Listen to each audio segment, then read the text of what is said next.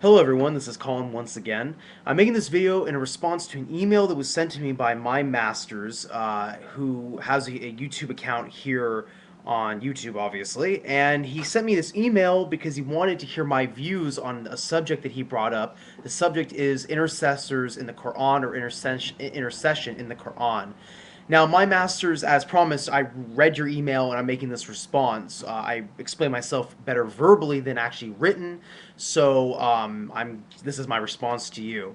You cite in the Quran, Surah 2, verse 47, Surah 2, verse 48. And you have highlighted that according to the children of Israel, God says, "Just shall not avail another, nor shall intercession be accepted." Surah 2, verse 254, no bargaining will avail, nor friendship, nor intercession. And then Surah 10, verse 18, it says, "Say, do you indeed inform Allah of something he knows not in the heavens and the earth?" Essentially going to the idea that on the Day of Judgment, there will be no intercessors in worship on the Day of Judgment. Now, what God is referring to, you have to look at the context of each one of these verses. And in the context, in Islamic theology, anybody who sets up a partner with God as an intercessor between God and man, that is a sin, and those intercessors will not help them on the Day of Judgment.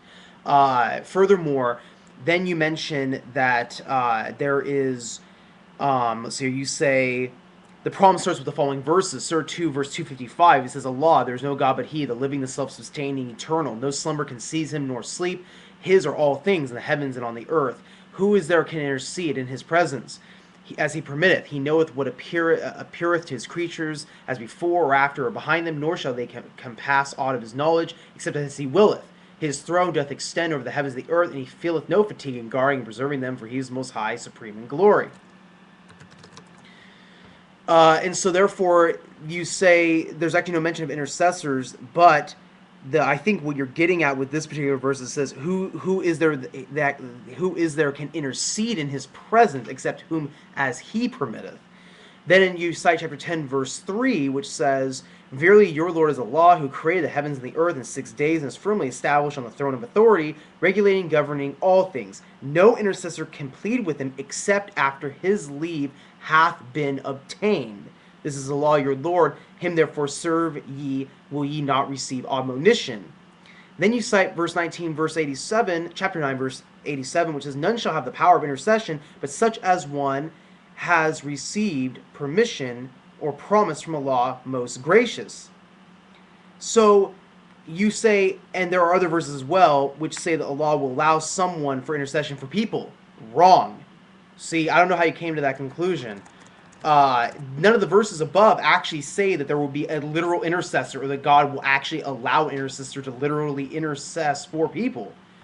It says that if there would be an intercessor, the only way that person or thing could be an intercessor is by the will of God. But God nowhere says that there will be an intercessor on the Day of Judgment, or in general. And in fact, when you look at verse 19,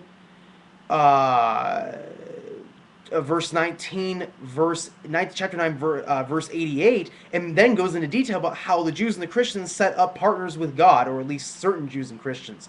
Mentions that some people do set up intercessors with God and how they're wrong.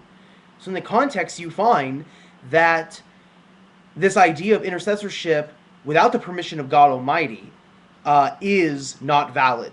And there's nowhere in the Quran that says that there will be an intercessor between God and mankind on the Day of Judgment. And that's the fact. So I don't see how you come to the conclusion. I'll read your words again in your email so I don't mispronounce what you say. And there are other verses as well which say that Allah will allow someone for intercession for people. This is not correct. There is not a single statement anywhere in the Quran that says, and especially from these verses. I mean, I won't read chapter 2, verse 255. It's a long verse, but I'll just read what you highlighted. From chapter 10, verse 3. "No intercessor can plead with Him except after His leave hath been obtained." Chapter 19, verse 87, "But such a one as has received permission or promise from Allah most gracious." And then, I'll read the whole thing because it's very short. "None shall have the power of intercession, but such a one as has received permission or promise from Allah most gracious." But it never says that God actually gave this promise to anyone. It doesn't actually say that. If you read the whole context, God is saying in a hypothetical situation, none has the permission of intercession except by me. And it gives examples where people set up intercessors between God and man, which he did not allow them, like in chapter 19, verse 88.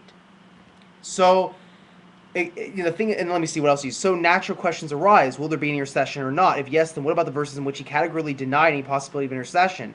If not, then why he said that people will be there for intercession on behalf of others? Again, nowhere did even the verses 2:55, 10 verse 3, 19 verse 87, nowhere does it say that there will be intercessors. It just says that God has knowledge of all things, and that the only way someone can gain this position of being an intercessor is through the knowledge and permission of God Almighty. Not that there would be and there will be, but that if hypothetically there could be one, it would have to be with God's permission. You have to actually read what the verses say and read them in the proper context. Nowhere in the Quran does there say that God is actually going to set up an intercessor between himself and mankind. He actually condemns that act, as you actually rightly illustrated in your first part of the email.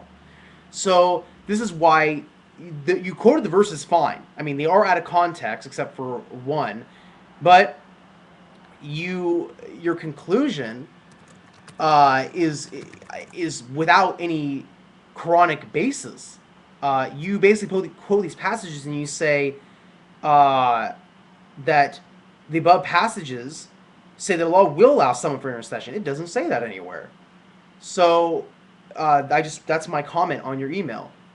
If there's any other questions, please post your own comments. I'm sure you will, and I appreciate this sort of dialogue. But again, I just don't see how you came to that conclusion. I'm not coming to that just reading the verses for what they actually say. And like I said, when I first read your email, I was thrown off by your statement after I read the other passages. I was reading the passages, and then your conclusion, I went, wait a minute, no, wait, hold on. So that's what I have to say about it. So I hope this was up to par with what you were hoping for. So peace be with you and with everyone.